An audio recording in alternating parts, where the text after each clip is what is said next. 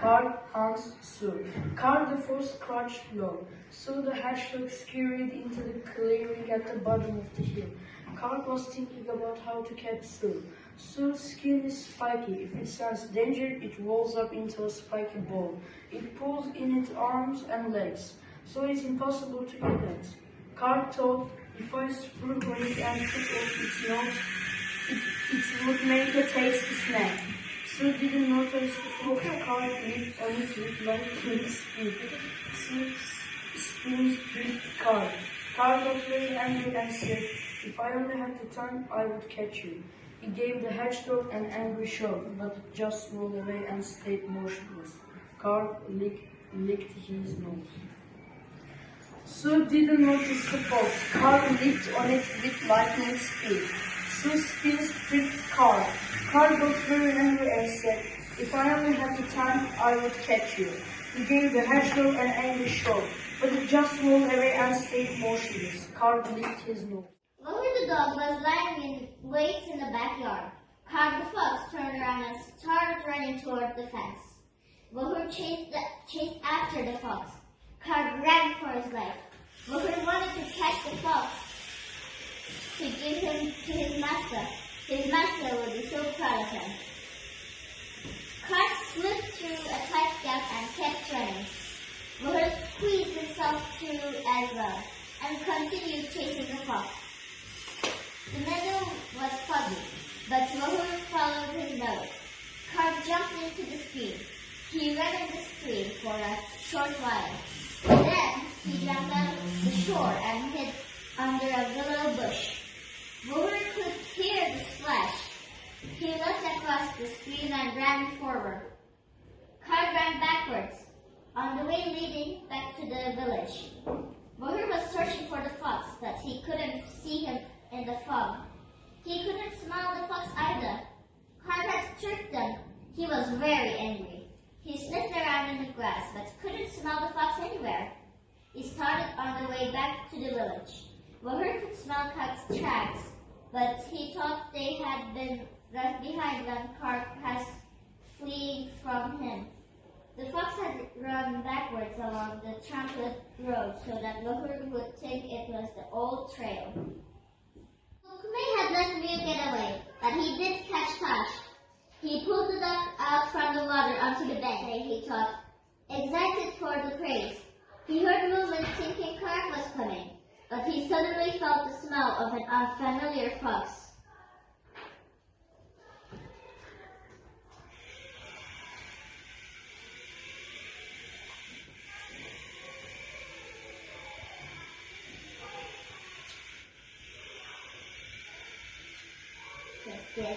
The other fox approached and snarled at Golle. "Whose son are you? And what are you doing in my hunting grounds?" The little fox got angry. He was guarding his first kill. "I am Golle, son of Carl, and I am not giving you Tash. I caught it, so it's mine." The other fox yelled at him. "Get out of my sight!" He started towards Golle to take his prey from him. But suddenly, the wind shifted and the foraging fox halted. Then he spoke again, his voice dripping with honey. "So, you're the son of Carl and great-grandson of old Golle and Karak's little nephew. Karak's the first among foxes and this hunting ground is his." Golle didn't understand the stranger's behavior. Suddenly, Karak appeared and dived at the other fox, ripping into his fur. And dived at the other fox, ripping into his fur.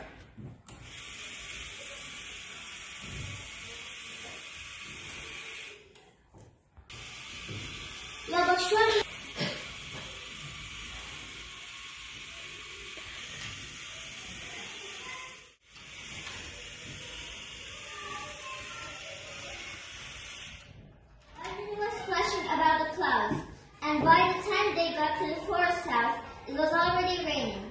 They crouched down next to the fence because in the house the lights were still on.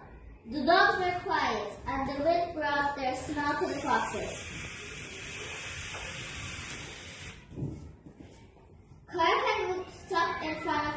cage. Karak directed the digging. The dogs went inside the house, except for the sheepdog, which was curled up in its kennel. The blasting wind and lushing rain blocked every sound. The surface of the ground was hard, but underneath it got softer, and the digging got easier. Karak was digging from the inside. Karak and Luke took turns digging from the outside, while the others stood watch. The cage was closed from underneath too.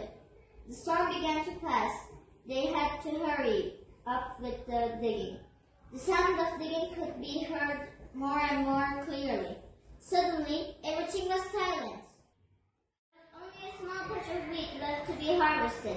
The rangers were anxiously waiting for the foxes to show up. The harvesters thought that there were no foxes in the wheat field because they would have been frightened by all the noise. They stopped working and left the wheat field along with the rangers. They sat down to rest and eat. Vuk, Karak, and Harald crawled out from the bush. They carefully left the cover of the wheat. Then they started running across the harvested wheat field as fast as they could.